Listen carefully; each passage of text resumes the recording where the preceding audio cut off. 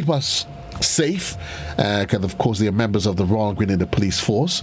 We don't always agree with them, and which is good, because in life we don't always agree to anybody, and I don't always want you to agree with the police because you figure, oh my God, it's the police. Yeah, you could suddenly say to the police, I don't agree with you.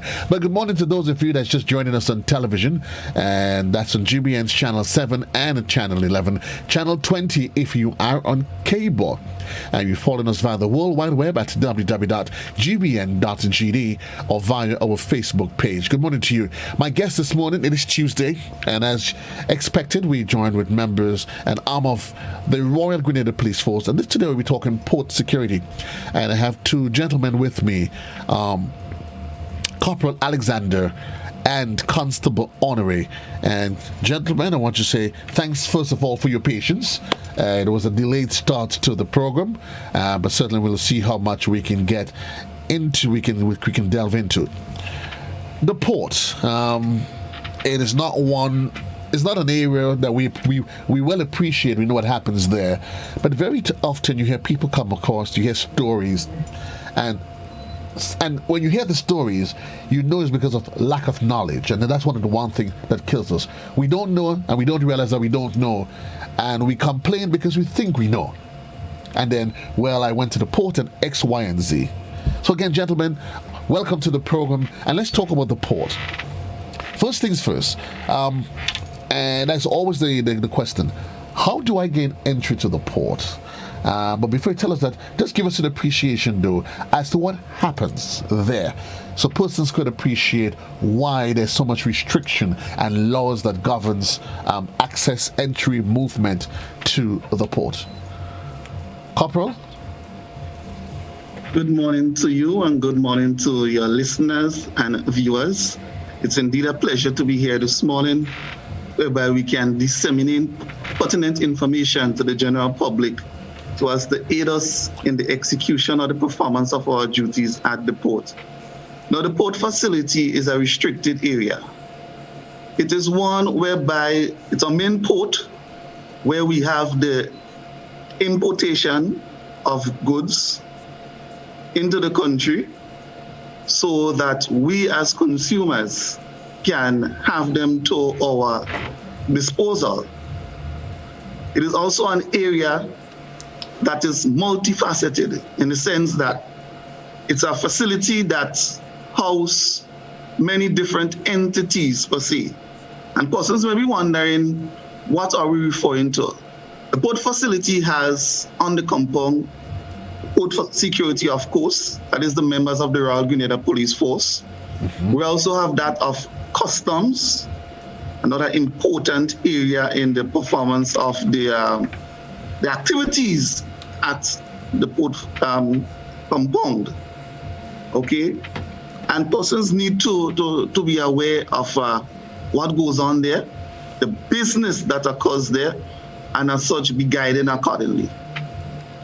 Okay, so and also we also have the port authority also.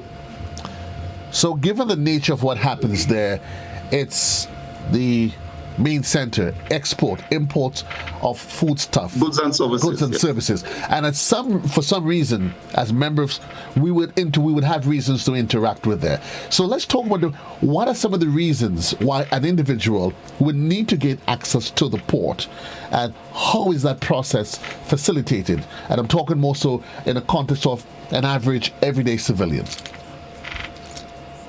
Okay, in order for someone to gain entry into the port facility, first of all, you must have legitimate business.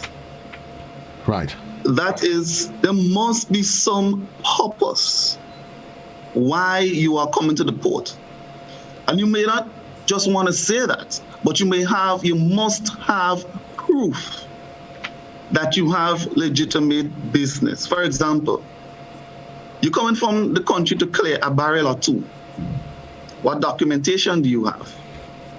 You have to ensure that you have your documentation from your agents before you attempt to gain an entry into the port compound.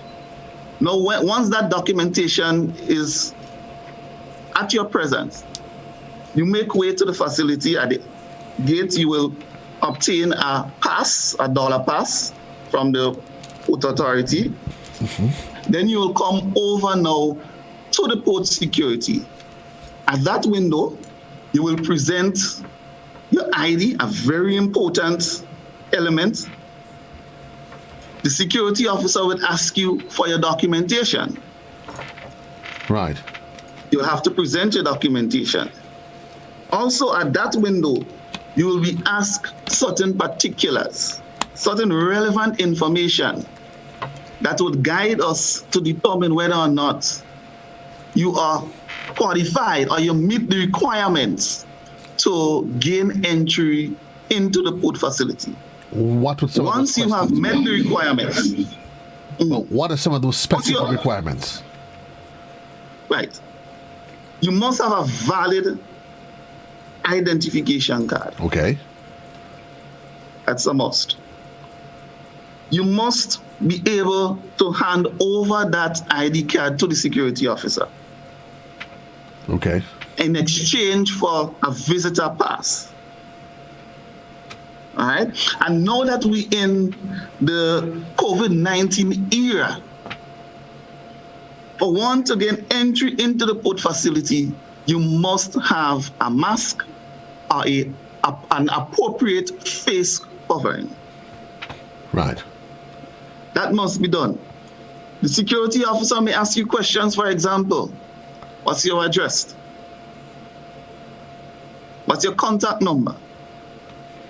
All of which are relevant information that is required from you before gaining entry into the port facility to conduct any form of business. Right. So I'm getting the sense that ultimately it is up to, and I guess for due reason, and there could be a number of reasons why the security personnel at the port may deny you access. I may have legitimate reasons for entering. I may, for example, I have documents from a broker, from whoever that I'm expecting to barrels. But there might be, for some reason, if I don't satisfy the other criteria, for example, the identification, and you say that is a critical component, it's a must, not some maybe, perhaps, or if. Yes, it is. It is. It is. Because we want to determine whether or not you are who you say you are. Right. And again, added to that, not just that, even for security purposes, because of the sensitive nature of what happens on the port, you can't just have people freely walking from bow to stand, you not knowing.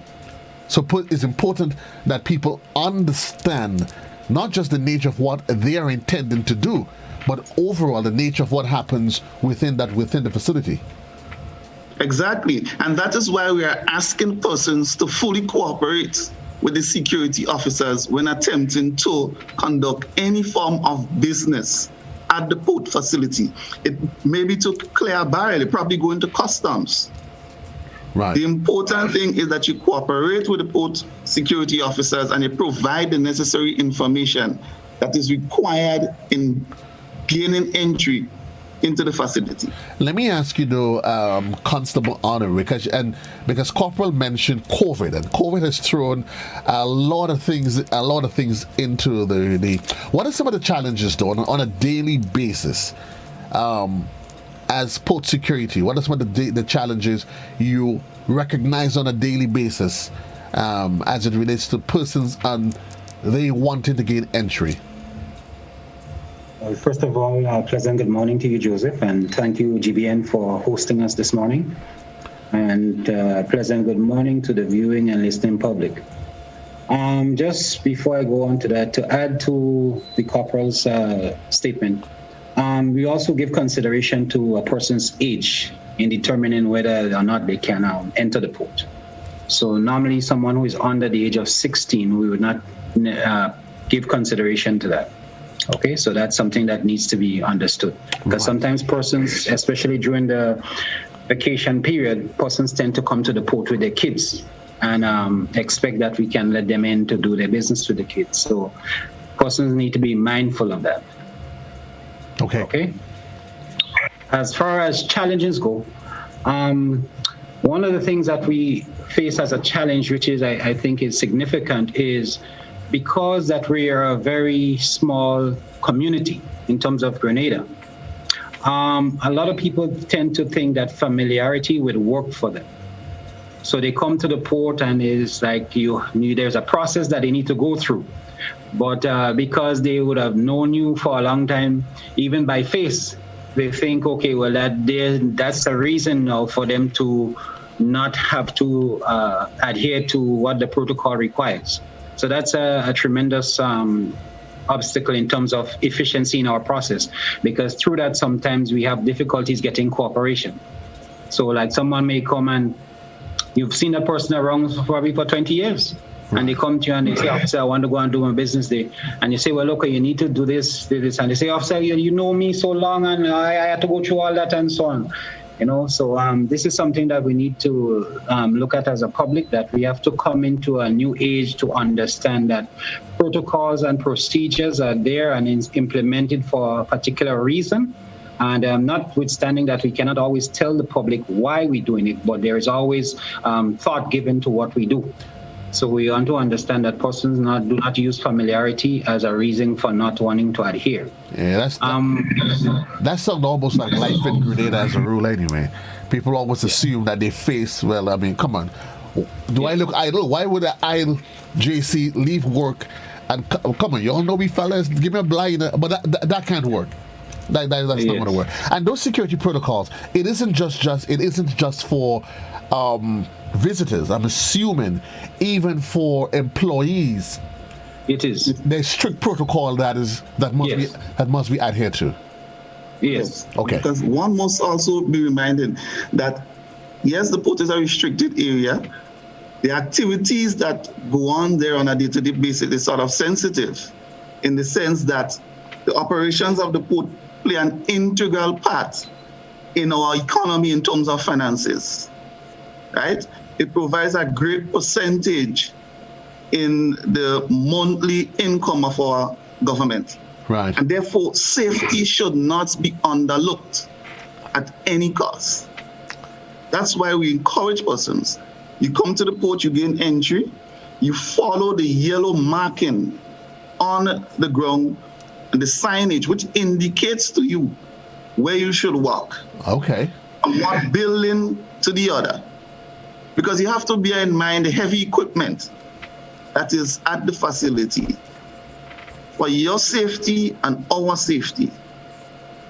The strict adherence to those safety measures and protocol is always advised. Okay, so I've gained access to the premises. I've met the initial security requirements. Is it possible that thereafter, for security purposes, I can be asked to leave the premises? And if so, yes, what are some of those factors that may come into play? Well, first of all, let's be mindful. We're not here to prevent persons from conducting their business. We're here to facilitate business. And once we're getting compliance, usually there isn't a need for that. And that is something that we really don't want it to reach to. Right. But sometimes you have persons who are just adamantly not in compliance or failing to follow protocols. And in those cases, what we first do is speak to them, probably explaining to them why there is a need for them to comply and allow them to continue with their business. However, if they persist, then we have to take more stringent action. So in such a case, we may consider expelling the person from the compound for such things based on the nature of it. Because the thing is, we want to ensure that while we facilitate in business, everything is done in safety and security. And that's in the interest of all persons, including our nation as a whole. As the corporate IT said, the port is responsible for a great portion of our national income. Right. And so we want to ensure that every person comes to the port, feels comfortable in that domain, and the action of another person doesn't make them feel threatened or uncomfortable in any way. So in a case like that, we will have to take the necessary action. But again, we want the public to understand that it is not our goal to refuse any person coming to the port to do their business. Once you meet the requirements and you're able to comply with those protocols and requirements, then we try our best to facilitate. Corporal? Yes, and he's quite correct. We want persons not to take that lightly. We cannot overemphasize the importance of adhering to all the safety protocols that are in effect. For example, the disrespect for security officers will not be tolerated. You cannot be on the facility and you feel because you are guided in a particular way to ensure your safety, you is at heart that this is what I want to do or this is how I want to operate. Let's take, for example, someone comes to the facility. You have your documentation, you're getting access into the compound. You want to clear a barrel. You finish clearing the barrel, okay? But you are fascinated by the vehicles, the new vehicles you are seeing on the port. So you want to go into that area to take pictures, to view the vehicles. That is a no-no. So once you are caught doing something like that, the security officers will ask you kindly in a respectful manner to leave the facility. If your actions amount to that of an infraction on the law, then we will take the necessary actions. Right. To ensure that that sort of behavior is discontinued. But again, it will be as a last resort. Okay. Security, because we know security is quite broad and time is of a factor. So we've gone through gaining access to the port, the protocol that dictates where you can and cannot go, and as you've indicated, there is clear signage and markings that would guide individuals. Yes. What are some of the other things that falls under your purview as it relates to port security? Okay, another thing that we want persons to be guided by is that you are coming to the port to clear something. You have your vehicle. It is always advised that when you are purchasing the pass to come in, that you also purchase your vehicle pass at the same time. However, be mindful of the fact that you will not be able to enter with the vehicle at the same time. So you will seek adequate parking on the outside of the facility. When you are finished clearing your goods, then you exit the facility, you obtain your pass that you show to the security officer and enter with your vehicle. Right. You present your driver's license at the gate. And once your license is up to date, your pass is correctly dated. I'm saying correctly dated here in inverted commas, because you may find somebody attempting to come in with a vehicle pass for yesterday. They come in today, but the pass says yesterday, it's dated yesterday. Okay? So that is an area that our officers will be looking at very closely. There are also persons who have yearly passes. Right. All right? So those passes are also accepted. What if, because it's for a year. What if, Corporal Constable, I was on a port yesterday, being the 21st, to transact some business, and for some reason I wasn't able to complete it for whatever reason, but I have a pass that is dated the 21st, and I'm thinking I will be back tomorrow. What do you advise should be done under some such circumstances? What should be done is that you purchase a new pass, because it's a new day. Boy. You have already started to conduct business on that particular day.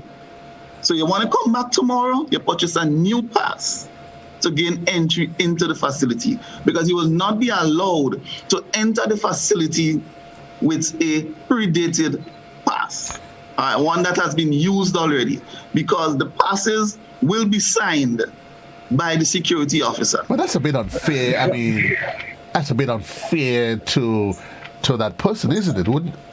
If I haven't utilized it, I've literally prepaid for a service that I haven't utilized. Honore? Just to add to this, in a situation like that, and we understand what you're saying, because from time to time we do get those situations. What can be done is that the individual can make a case to the port authority. They're the one who is in charge of that area. So they can make a case to the port authority, the Grenada Ports Authority, explaining to them their position, that what they came to do and what was the position. And the port authority now will give consideration to whether or not they can use the pass the following day. If the port authority allows it, we're informed and we go with what the port authority recommends. What's the cost of those passes, though? Well, there are varying costs, but for the time being, a pedestrian cost is $1. That's for coming in on foot. And the vehicles, based on the size and structure of the vehicles, then the cost is varied. Okay. Fair enough. As I said, have a conversation. Yes, that's important. Have a conversation. Can I loan my pass to someone? No, passes are not transferable. Must be in your name to enter the facility. So I'm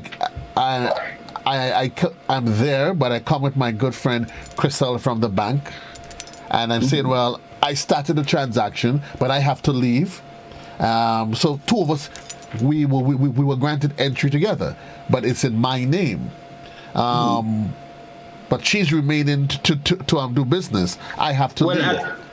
In that case, yes, she can use the pass, because on the pass it would have for 2 persons. Oh, okay.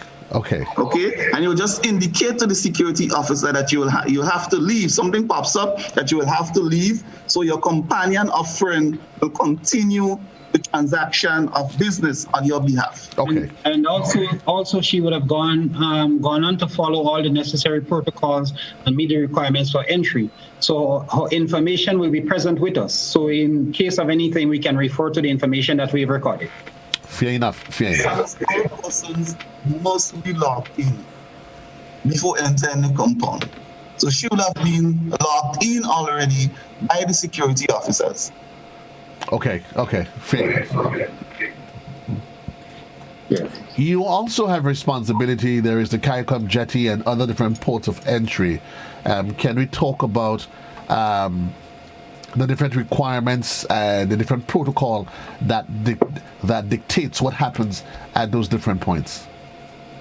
It's important here to differentiate between the 2 ports. You have the CARICOM port and you have the international port.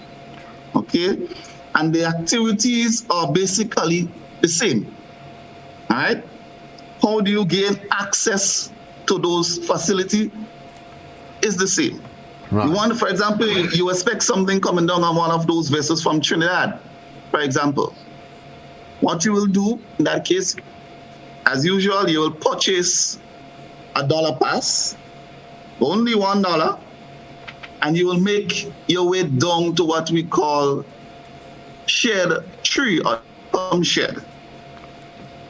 Down at the CARICOM shed, you will show your $1 pass or your pass per se to the security officer. You will be asked, where are you going to, for example. You will indicate that you are going to clear something or collect a parcel or box from Trinidad. Right. Or from one of the vessels. You will go in with your documentation, of course. Upon the completion of clearing those boxes or whatever it is that you are going for there, you will make your way again back to the security officers with your package. And there and then the officer will examine those package for security reasons. Sometimes what you may find happening that even while the goods are in the shed and they are being looked at by the customs officers to be evaluated, you may find the security officer patrolling or walking through those areas, or going along with the customs officer. And we are looking for contrabands. We are looking for illegal goods that persons may attempt to bring into the country from the neighboring islands. Okay? Also, down at the CARICOM shed, or the CARICOM jetty, we have the operations of local vessel Dolly C, traveling to and from Carriacou every Monday, Wednesday, and Friday. And you will have persons again attempting to come in with contrabands on custom goods. Right. And it's a duty of the port security officer to pick up on those things. You may find somebody moving suspicious. What do you do? So port security, I'm realizing, works in tandem or quite closely with customs. With customs, yes. They are one facility, yes, but we work hand in hand with the different entities. We work together for one common good and one common goal to ensure that the revenue of the state is collected and is protected.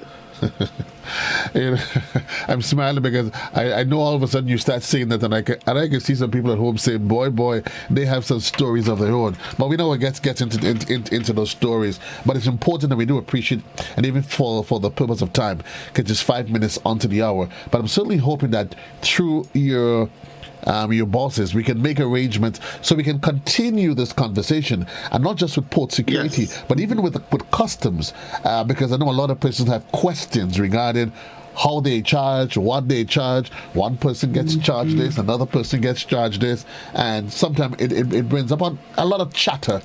Yes. We're really hoping that we can have this conversation. But for the purpose of time, I'm going to give you, each of you, a minute each, just to summarize the whole conversation as it relates to port security and the reason why it's important as it relates to national security. Okay, we want persons again to be reminded that when you are coming to the port to conduct any form of business transaction, that you ensure that you have the proper documentation that will guide you in terms of getting access to the facility. Also be reminded that you should always have some form of identification on you so that you can present to our security officers at the gate. Now that we are in the COVID era, we want persons to be reminded that to gain entry or to gain access into the port facility, you must be wearing a face mask or an appropriate face covering. While you're on that out of covering, is there any regulations regarding the rest of your attire? Armholes, sleeveless, is there any restrictions regarding those type of apparel? Yes, persons will not be able to enter the port facility if they are inappropriately dressed. You cannot gain access if you are wearing a short pants only. You cannot gain access if any body part is being exposed. You cannot gain entry if you are barefooted. Persons need to be guided accordingly. Well, that's why I want to go and clear my barrier so I can get 2 slippers, some tanty. Honore? Yes. Well, as it is, we understand that the importance of the port to the economy of Grenada. And as I say, as port security officers, we try our best to facilitate the service that is provided. We just want to encourage the community and the public to cooperate and comply. We also want them to understand that information is key. Many persons come to the port and lack information, whether by failure to ask a question or failure to read signs posted. So it is key for them to ask a question. One of the challenges that we face also is the traffic situation at the front of the port. Right. Especially in the morning periods, persons trying to get to work, persons trying to get into the port. So we're trying to encourage persons not to double park in that area at any point in time. We have cones erected there. That gives you an indication of areas that we do not want parking. So we would ask persons to observe these things and continue to cooperate with us. continue to ask questions, to get information, and in so doing, we all can have something well going with the port. Thank you there, Corporal Alexander and Constable Honore. The part that still have me smiling, it's uncovered body parts. I hope next time we can clear that. I would really love to know. But for the purpose of time, just to put it simply, we don't have one person to show up in the carnival the costume. outside hot officer. What happened to you? We live in the tropics. Yeah. But I think I understand the conversation though. But no fancy mask costumes. Oh, I thought you were making a reference to the girls as a little bit voluptuous, and or they're probably showing a little bit of extra That's skin. what I'm talking about.